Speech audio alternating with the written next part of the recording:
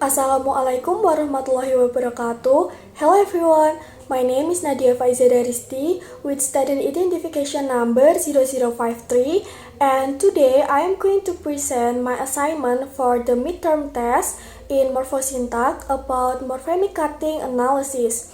In this presentation, I will explain how words are formed and how we can analyze their structure step by step. First, let's start with morphology. Morphology is the study of word formation in a language. It focuses on how words are built from smaller meaningful units called morphemes. In morphology, we analyze how these morphemes combine to form more complex words and meanings. And now let's talk about IC analysis. Immediate constituent or IC analysis is a method used to break down a word into its components step by step. Instead of dividing a word all at once, we split it into two main parts first, and then continue breaking it into smaller units. So if morphology studies how words are formed, IC analysis shows how those words are structured. Before moving to the analysis, here are some important concepts. A morpheme is the smallest unit of meaning. There are two types, free morpheme and bound morphemes. Free morphemes can stand alone as a word, while bound morphemes cannot, and must be attached to another morphemes. We also have prefix and suffix. Prefix are added at the beginning of a word, and suffix are added at the end of the word. The root carries the main meaning of the word. Now, let's move on to some examples.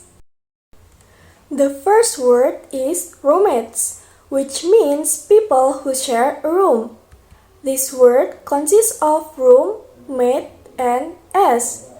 Room is a free morpheme functioning as a root, meaning a place used for living. Mate is also a free morpheme functioning as a root, meaning a person who shares something.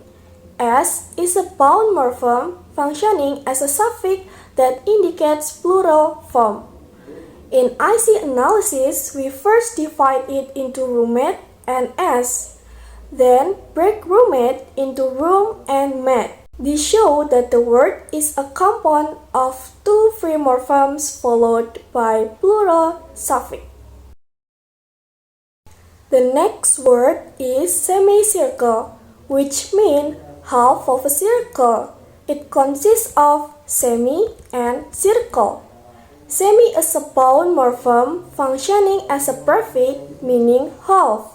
Circle is a free morpheme functioning as a root meaning a round shape. In IC analysis, we directly divide it into these two parts. Compared to the previous word, this one is simpler because it only has a prefix and a root. Next, we have unforgettable, which means something that cannot be forgotten. This word consists of un, forget, and able. Un is a prefix expressing negation or not. Forget is a free morpheme functioning as a root meaning to fail to remember. Able is a suffix meaning able to be.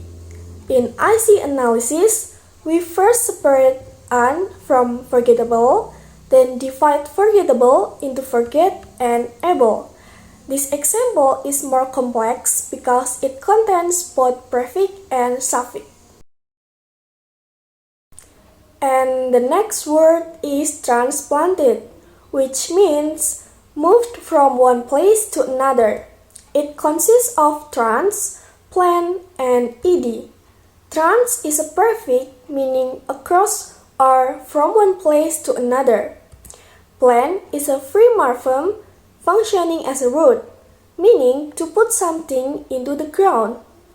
Ed is a suffix indicating past tense. In IC analysis, we first separate transplant and ED, then divide transplant into trans and plant. This shows both word formation and grammatical function.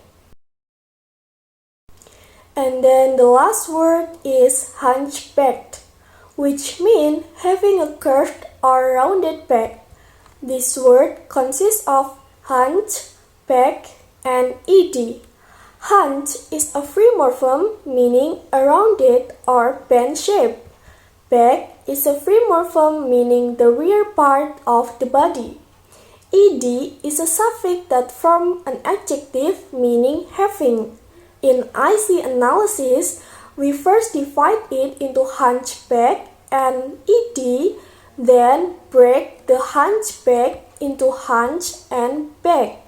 This shows a compound word combined with a derivational suffix. So, in conclusion, words are built from smaller meaningful units called morphemes, which can be classified as free or bound morphemes. These morphemes combine in different ways, such as prefix, suffix, and compound form, to create more complex words. Through morphemic cutting, we can identify each part of a word, while IC analysis helps us understand how those parts are structured step by step. So overall, both approaches are important in understanding how words are formed and how meaning is constructed in a language. I think that's all from my presentation. Thank you for watching. Wassalamualaikum warahmatullahi wabarakatuh.